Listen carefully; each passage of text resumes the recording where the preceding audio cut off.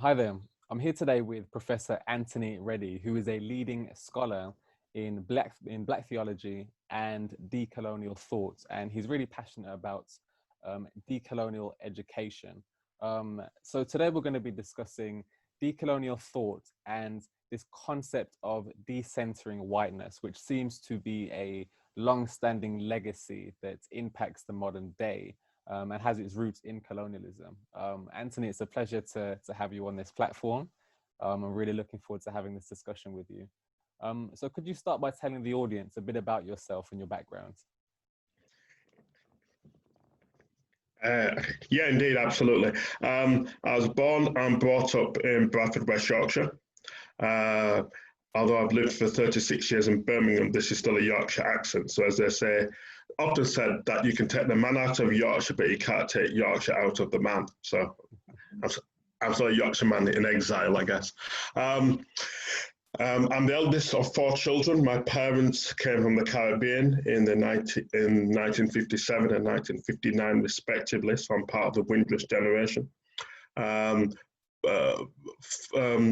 Went to a Methodist church when I was a kid, so very much influenced by Methodist sort of theological and spiritual kind of outlooks. I went to University of Birmingham in the mid-80s to do a degree in church history. That's my undergraduate degree. Then did community work for about 8 or 9 years, and then came back and then did postgraduate studies. Not necessarily thinking I would become an academic. Initially, it was simply to get some tools that would help me to be a more effective as a community worker, activist, working mainly on the north side of Birmingham, so in Handsworth and Lascelles Place, places of major rebellions during the early years of Thatcherism in terms of racism and economic deprivation. Did my doctorate in the mid-90s in education and theology, so decolonial education, really sort of transformative knowledge and sort of Black theology, and effectively sort of fell in love with scholarship and realised that I was actually quite good at it, and so therefore I just continued. And lots of books later, I think sort of history has sort of vindicated itself. I'm probably a better scholar than I was a community worker. Mm-hmm. And so that's me. So I now work in the University of Oxford. I edit the International Journal of Black Theology, and my most recent book is just coming out, which is a republished version of a 2009 book called "Is God Colorblind?", which has an added afterword that looks at Black Lives Matter from a Black theological perspective. Okay, so my next question would be, what has inspired you to get involved in this line of work, specifically the decolonial education work that you're involved in? Yeah, well, yeah, I mean, there's sort of two routes to that, really. So in one sense, like the more modern version really was being a community worker in Handsworth and seeing the ways in which there was still a lot of embedded notions of colonialism in how we lived, especially in terms of the churches with whom I was working with. So I remember there's one church that had Methodist Church, Black majority. So basically there was only like one old white guy went to the church. About 100 people went to the church, all African Caribbean, mainly Whiteness generation people.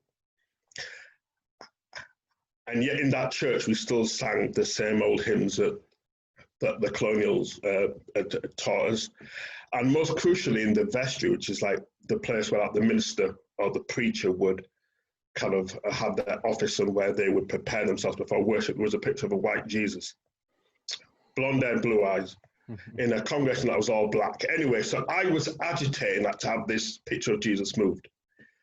The congregation said no. They were obviously, a lot of them had been steeped during colonialism and they thought this was the proper version of Jesus. And I said, no, it's not. Historically, Jesus will not be white, but even more importantly, what is this doing to your psyche?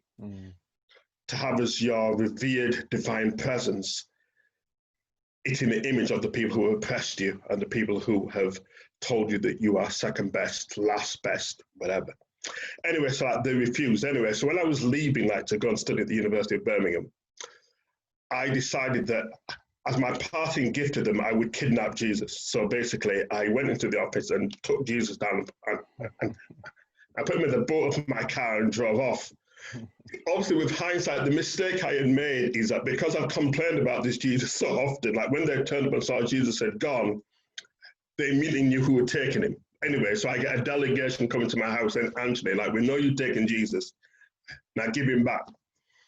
I plead ignorance. I said, no, seriously, we want Jesus back. Now give him back. And I said, oh, okay. So I had to open my boot and take out the picture of Jesus. And this old matronly woman snatched him off me, picked up the picture, kissed it and said, oh, Jesus, oh, please, it's important to have you back. Turned to me and said, oh, you're a naughty boy, like your mother should be ashamed of you. And I thought, wow, so you have such devotion to this white Jesus that like you're going to admonish me when all I'm trying to do is to take away, I think, what is a very destructive image for you and this church. Mm-hmm. That's what really inspired me, I think, like to want to think about how do we deconstruct not just general educational knowledge, although that's important, but particularly theological knowledge, because as people of African descent, we are, certainly I've said this in another place, that I think that we often incurably religious. Mm. That actually, if you look at the history, particularly of people of African descent, particularly African diaspora, we've been hugely informed by Christianity. Mm-hmm. Now, I have lots of issues with Christianity. I don't call myself a Christian anymore. I would probably say I was someone who walks in the Jesus way. Okay. So I'm influenced by a historical Jesus who lived in what would be sort of modern day sort of Palestine, was someone who was on the side of the marginalized and oppressed, stood up to Roman oppression, did so through the ethic of love,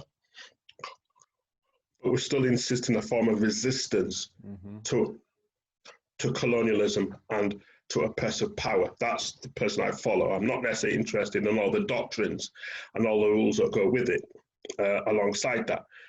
So I'm interested that if people are going to be a Christian, and it's not my place to tell them not to be, then the question would be, well, how then do we inhabit that in a way that does not reinforce our former imprisonment within colonialism in terms of what crushed our spirits and what I think still has a very deep anti-Black, anti-African ethic within its ideas and construction. Brilliant. So I think the next question leading on from what we're discussing here would, in the most basic way, can you describe what colonialism is? Specifically a British colonialism, if you can. Yeah. Okay, so essentially what colonialism is, really, it's a form of sort of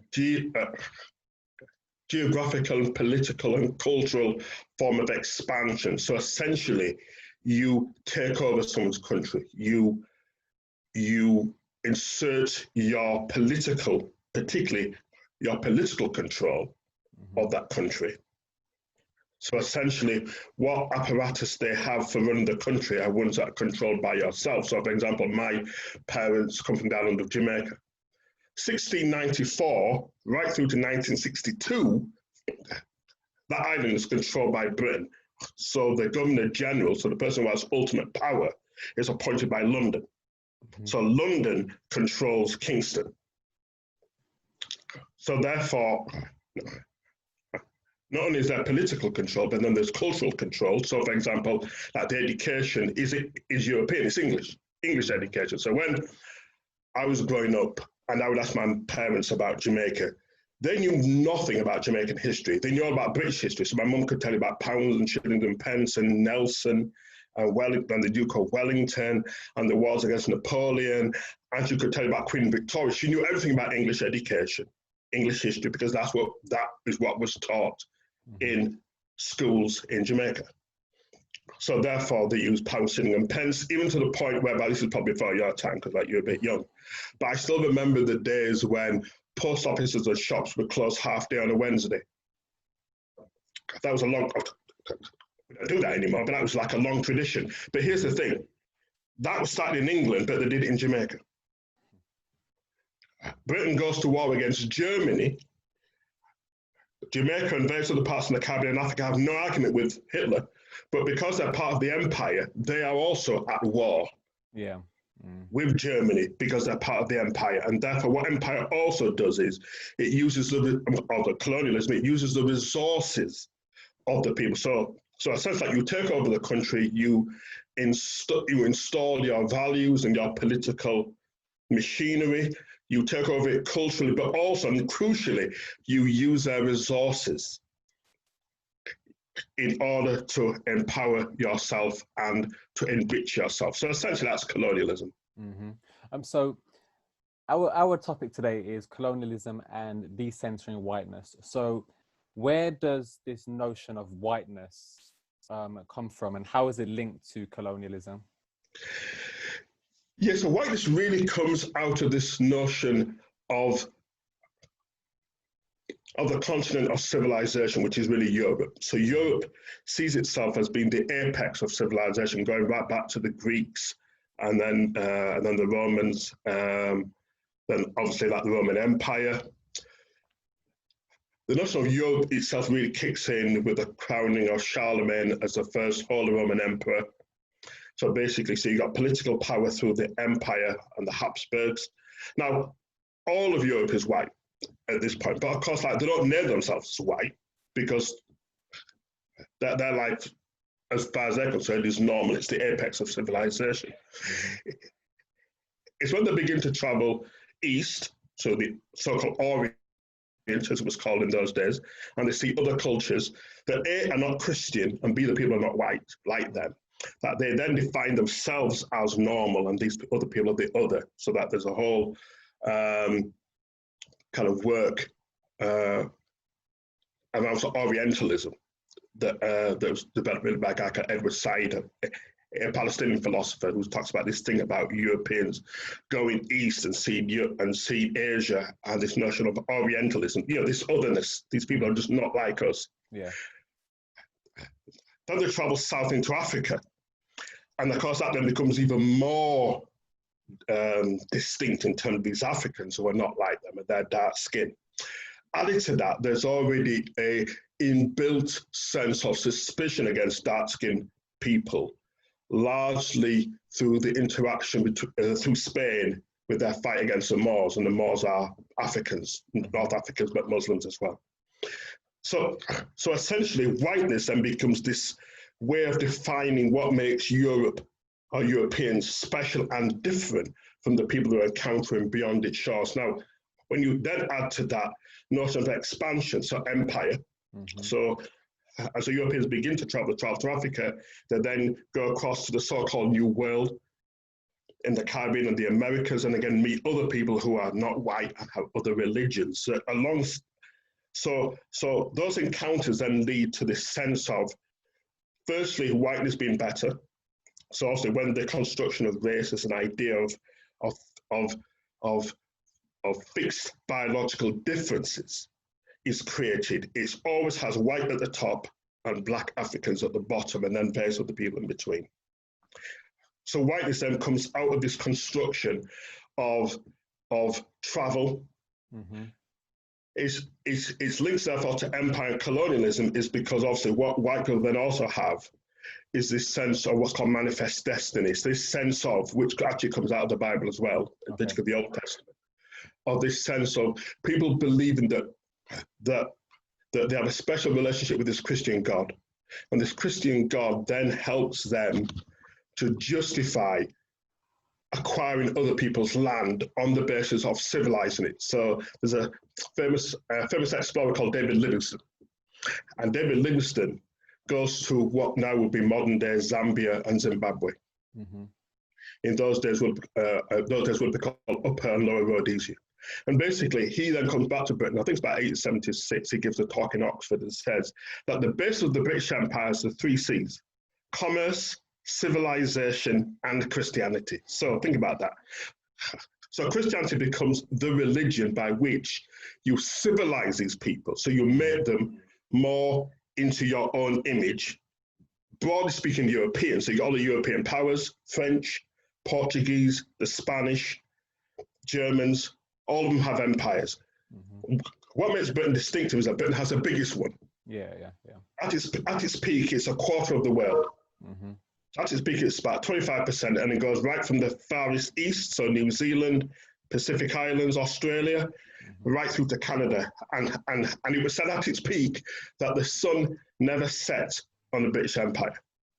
Never set on the British Empire. So Britain has the biggest empire. And so essentially, empire, expansion, whiteness, all go hand in hand. Right. And that was systematized, wasn't it? Absolutely, yes, systematized. So it's systematized through theology, so it's systematized through Christianity. So Christianity becomes the means by which you are civilizing these people. But also, of course, it's also about commerce. It's also about stripping them of their resources, both physical resources, so slavery, enslavement, as well as using their sort of material resources in terms of raw materials, terms of the things that are produced that either get sent back to the UK or the money that is made gets sent back to the UK in order to help fund the Industrial Revolution. Right. So that's the historical context. The modern day, 2020, how do these colonial attitudes and notions of whiteness still perpetuate and influence the modern day? Yeah, well, let me give you two very quick anecdotes from my own upbringing. Now, first, let me say that this is a bit of sort of revisionism because I wasn't necessarily fully aware of what I'm about to say now at the time. This is me now being able to reflect back as an academic on those moments. So, first one, I'm 18 years old. I'm in the second year of my A-levels. I'm doing A-level English. And we're reading Jane Austen, Emma. And I have to confess that even to this day, I don't like Jane Austen. Now, I've said this on various talks, and of course, it's interesting that Jane Austen has some fierce fans, man. She has some fans who will take you down. They will mark you for life if you say anything against a heroine. So, so once I said, oh, I hate Jane Austen. And the backlash in the audience of people who just love Jane Austen. So first let me say, I'm not questioning her ability as a great writer. Here's the thing that really annoyed me at the time. So age 18, I'm beginning to become more Afrocentric, beginning to get interested in Black history and Black literature. And I remember in Bradford, like there was one Black bookshop, whole of the city, just one Black small independent bookshop. And I used to go there and just look at the books. And I remember getting hold of a copy of a novel by a famed Nigerian writer, I believe, like Chinua Achebe, called Things Fall Apart. And I bought the novel, and I remember bringing it into school like, to show my friends, because I thought, I've got this Black novel. Who knew that Black people wrote novels? I thought to myself, age 8, seriously, that's how naive I was. I didn't know Black people wrote novels. Here's a novel written by this African guy. So I bring it in, and I show it around my friends, and in the classroom, one of my school teachers says, oh, Anthony, what you got there? So I hold it up and she says, oh, Anthony, come forward. She says, well, Anthony's got a very important novel by Chinua Achebe. And I'm feeling good. She says, this is an important novel that Anthony needs to read. This is an important novel for Anthony to read because it's all about African people and their history and tradition. Anthony, this is an important novel that you need to read. And I think about this, it's not important novel for anyone else to read, it's just important for me because it's a Black writer. In my head, I then thought, but I couldn't work out what the difference was. I thought, so why is Chinua Achebe an important novel for me to read? But all of us have got to read this damn Jane Austen. Her book has nothing to do with me. Seriously, like there's not one Black person in any of her books in terms of Georgian England, and yet somehow I have to read it. And at the time I kept thinking to myself, so why is Jane Austen a universal writer? No one ever calls her a white writer, she's just a great writer. But Chinua Achebe is a great African writer whose importance is to other Africans. Now at the time I didn't have the intellectual thing to work that one out. It just struck me that this is odd. So why? That's age 18. A few years later, I'm at University of Birmingham and I'm doing my degree in church history. And one of our courses, we're looking at great figures in in Christian history in terms of people developed ideas. So our first person we looked at was a guy called St. Augustine from Hippo, one of the first great theologians in Christianity, comes from North Africa. We studied him for a whole term and we never were told that he was black and he was from Africa. He was just this great thinker, but almost he was this great thinker who just fell out of the sky, just didn't live in no particular context. He just wrote these books that have stood the test of time and we still read them, particularly his Confessions, and the way in which he defines the central ideas of Christianity and what makes it distinctive and what of its true claims. He's still read. He was one of the few black people we read on what was a very Eurocentric course. But here's the thing, we were never told he was African until years later when I was doing my PhD. And then I was looking at I guess, as you would say, sort of decolonizing Christianity, that I realized that this guy's an African guy, but not just him. A lot of the early church writers were Africans, but they're never mentioned as such. Mm. So here's a guy who's brilliant. He's brilliant, but because he's writing in an African context, it somehow, his brilliance transcends his context. It's as if his context of Africa, that because in our European minds, Africa's backward and primitive.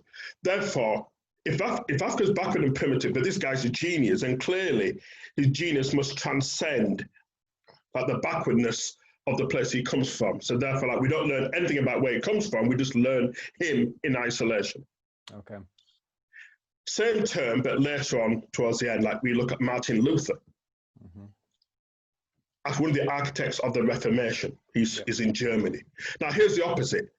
That because we know Germany is a highly intelligent place with great philosophers and thinkers, it's in the heart of Europe, and we know Europe's civilized, we have to learn his context because we're told you cannot understand Martin Luther unless you understand the context of German scholasticism and what was happening in his context with the Catholic Church and the German princes and the socio-political economic context. So here's the thing. A white guy, although of course he's never mentioned as white, is in a place in the heart of European knowledge. Therefore, we have to learn everything because Europe, clearly being a sophisticated place, is the place that shapes it. But many centuries before, an African who is very much his intellectual equal, because he is African and is coming from an African context, that in our mind is backwards.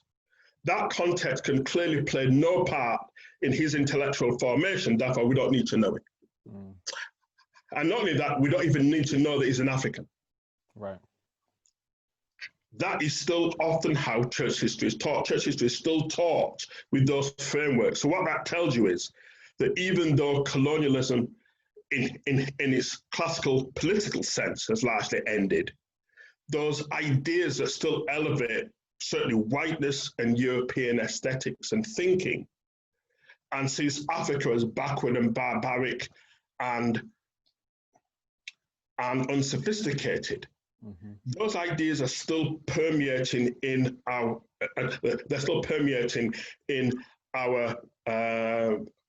thinking and in our curriculum.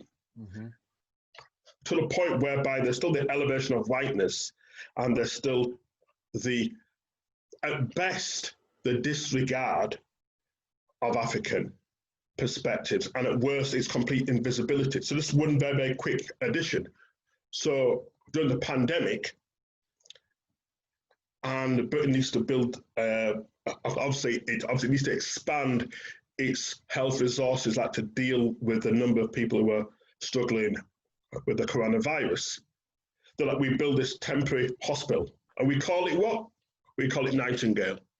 Because of course, everything has to be about Florence Nightingale, even though in contemporary accounts at the time, Mary Seacole, a Jamaican woman, was every bit as significant in terms of her work in the Crimea in the late period of the Victorian era as it was Mary Seacole. And what's interesting is, particularly in the Conservatives, there's been this determined effort to ensure that British history is white as a white gaze, even though through colonialism, there are black people built into its history. Mm-hmm. To the point whereby Florence Nightingale becomes this icon and Mary Seacole is suppressed And there is a political agenda in order to ensure that Nightingale remains the sole focus by which we understand that type of sort of Victorian sort of philanthropy, that type of sort of Victorian attempt to do good that eradicates Florence Nightingale, that eradicates Mary Seacole. So these things are ongoing. There's an ongoing suppression of Black epistemology, Black knowledge and truth, as it's called in its academic sense. And is this international? So you've just talked about your experiences in Britain. Does this happen in the Caribbean as well? Yeah. Just let me give you one quick example of the Caribbean. A number of years ago, when in a previous job, I was doing some work for the Baptist Union of Great Britain. And I co-edited a book. I was the lead editor of a book called Journeying to Justice. And the whole point of the book really was to look at this relationship between British Baptists and Jamaican Baptists going over a period of 200 years. Now, here's the thing. The Baptist tradition has been very important in Jamaica in terms of the fight against slavery and the fight against colonialism. So much so that of their six national heroes, 3 are Baptists. 3 are Baptists. So you've got Sam Sharp, Paul Bogle, and James, I thought his name first name, something William Gordon. Right. William Gordon, but I can't remember his first name. Sorry, apologies for that. But anyway, yeah, so there are 3 Baptist heroes. Now, each of these individuals fought against slavery and colonialism. And each of them was effectively executed for that fight. Now, I've been to Jamaica lots of times. That's where my parents are from, and they retired back to Jamaica in 91. So, and then when I got to Jamaica, I usually get invited to give guest lectures at the university. I preach in different sermons, you know. And I sort of famous and sort of fairly successful Black guy of Jamaican parents made good. So, you know, so I come over there and it's like, so Dr. Reddie, it's come in and preach to us. Every time I go there, the thing that always I find interesting, there's 2 things that tell you about this inbuilt sense of colonialism. Firstly, that there have been attempts by the University of West Indies to standardize and to make acceptable what we used to call sort of Jamaican patois, Creole. Officially, it's no longer a patois, it is now called the Jamaican language. Yeah. That according to UNESCO, it is a language because it has all the traits and all the characteristics of a language. It's not a patois, it's not a Creole. If it's a patois and a Creole, then Afrikaans is also not a language because Afrikaans is just a derivation of Dutch. But however, it has been separate from Dutch long enough to develop its own linguistic traits and uniqueness. So if Afrikaans is a language which no one argues with, then Jamaican is a language as well. However, you cannot preach in Jamaican in any church because they'll run you out of town. The locals even, and here's the irony. So one time I preached, I have to qualify this. I didn't preach in patois because that would be a bit insulting because I don't speak it brilliantly in order to do it in Jamaica, but I made references to all the terms that they would understand in my sermon. And the interesting was afterwards, the reaction was negative. But here's the thing, that they're telling me off in the language that they're telling me is terrible. They are telling me off in the language that they're telling me I should not be using. That's because what they've internalized is this middle-class prejudice against the Jamaican language because it represents low class, represents unintelligence, it represents something that's not sophisticated. Who gave them those ideas? That's the English. Mm-hmm. That is still perpetuated in Jamaica, even though Jamaica's been independent since 1962. In terms of the Baptist tradition I was mentioning before, there are no churches named after these 3 national heroes. A lot of their churches are named after the white missionaries who came and established these churches. Now, here's the thing. If Jamaica's been independent since 1962, if the Baptist union itself has been independent for way before then. I'm not sure when it became independent, but it became an autonomous, self-governing church long before independence came. And three of your national heroes are the people who fought for your own liberation. Why then do you have no churches named after them, but your churches are still named after the white colonial informed missionaries? And also, why, if you're now independent, why then are you still elevating English as the only acceptable language when most Jamaicans, most ordinary working class Jamaicans speak Jamaican? That's a lingua franca of the country.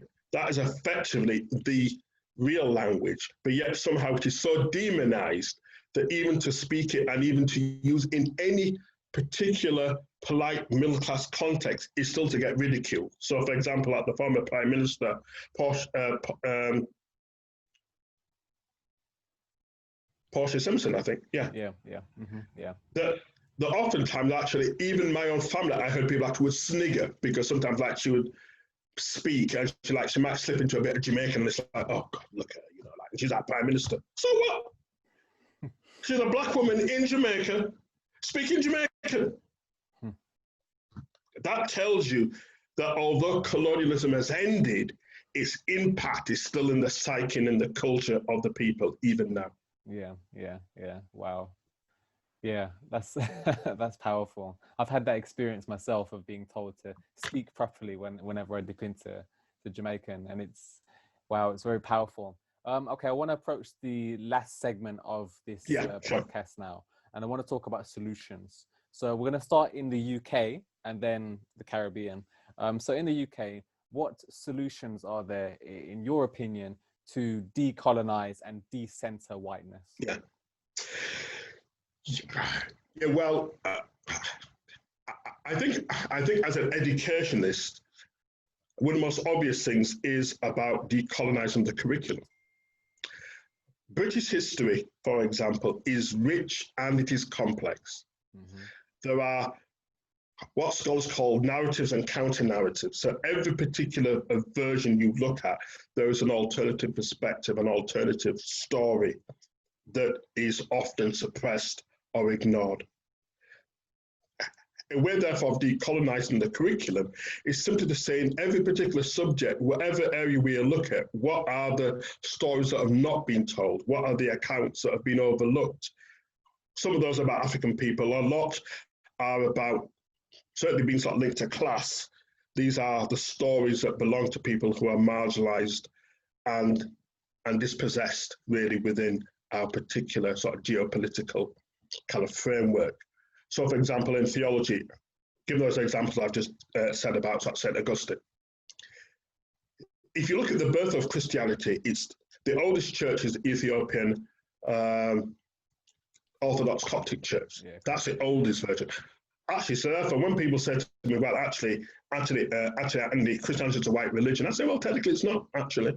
In its earliest versions, not necessarily Judaism, but when you move from Judaism into Christianity as a religion that has moved on from Judaism and now worships Jesus Christ as one with God, as God incarnate, the earliest Christian churches are North African churches. Christianity was in Africa long before it came to Europe. That's one thing that often still does not get taught in our curriculums in theological colleges and in universities. In terms of history, then I'm not talking about replacing people, I'm talking about a form of complementarity. If we're going to teach Florence Nightingale, I have no problem, then let's teach Mary Seacole as well. If we're going to celebrate World War II and the sacrifices British people made, then let's talk about the troops that came from Africa and from India and from the Caribbean, often as volunteers, not as conscripts in Britain. In Britain, white British people actually of a certain age were conscripted, means that you were called when you had no choice. People in the Caribbean volunteered. People in Africa volunteered. People in India volunteered. Therefore, again, if we're going to teach the greatness of Britain, then let's talk about the contribution of the empire that made a massive contribution to that. Mm. Often, and again, it's often still overlooked. So therefore, when we think about World War II, when we think about the sacrifices British soldiers made, it's nearly always white soldiers. Well, actually, there was a huge number of troops actually came from the Caribbean, particularly from Jamaica and from Barbados, who volunteered to fight for Britain. Let's put that into our curriculum. So there are always alternative things, not to replace, but to supplement, in order that what we have is a much clearer and more expansive reading of British history. Because what we have at the moment, I would argue, is a form of indoctrination. So when white academics say, well, people like Anthony Reddie and other people like me who want to decolonize the curriculum, all they want to do is just to impose forms of indoctrination onto us. Mm-hmm. No, we're not. Actually, what we want is an element of equity and transparency, because what we have at the moment already is a form of indoctrination. Already. So that's to the British context. I think in the Caribbean context, I think decolonization has a number of different perspectives. I think central to that is also about reparations. So, for example, there's a lot of work being done from the University of West Indies by Hilary Beckles and Professor Vereen Shepherd. They're like the two leading people who are arguing that it's not simply about decolonizing knowledge, it's also about trying to make repair. That's where, the derivation of the word reparations means to make repair. How do you put back together again and make better? In theological terms, actually, like we might talk about atonement. How do you repair and make better? And for that, there has to be a form of reparations, which is both financial, hugely important about the financial bit, but it's also about the repair of the African psyche or people of African descent in the Caribbean. And so, for example, how do we honor and give respect to our culture? So all those things that we've been demonized as being backward, like the language, like some of the cultural practices that have been seen as being backward or outdated. And actually what they are forms of resistance. These are the ways in which enslaved people kept alive the memory of Africa as a form of resistance to white colonialism and enslavement and empire. So those things need to be restored. They need to be celebrated. We need to study them. We need to give them respect and honor. And that, I think, is part of the package, or the wider package, of what scholars are calling reparations. Mm-hmm. Brilliant. So I hope that you guys have enjoyed all of this. I'm going to get you to summarize everything in one question. As an African Caribbean male, how do you feel about the British Empire? Summarize, please. Summarize. I look at it with a whole set of disdain and dislike and animosity. So I personally, not that I would ever be, I can't imagine ever being offered a gown from the Queen. Mm-hmm. But if I was, I would turn it down, because I would not accept anything that had empire in the title, because of its impact on my ancestors and people across the globe. So I would say, as a decolonial educator, I am in opposition for everything that empire stood for. Brilliant. Thank you. Guys, you'll be able to view this podcast on YouTube and also on Facebook and also on Instagram, where you can follow us at a Association of Former British Colonies, ASSOC_former_British_colonies. It's been an absolute pleasure having you. I feel honored to have had this discussion with you, and I'm sure that our audience will really appreciate it. If you guys have any questions, leave them in the comments or send me a DM, and we could do this again. We could do another topic in the future. Yeah, sure.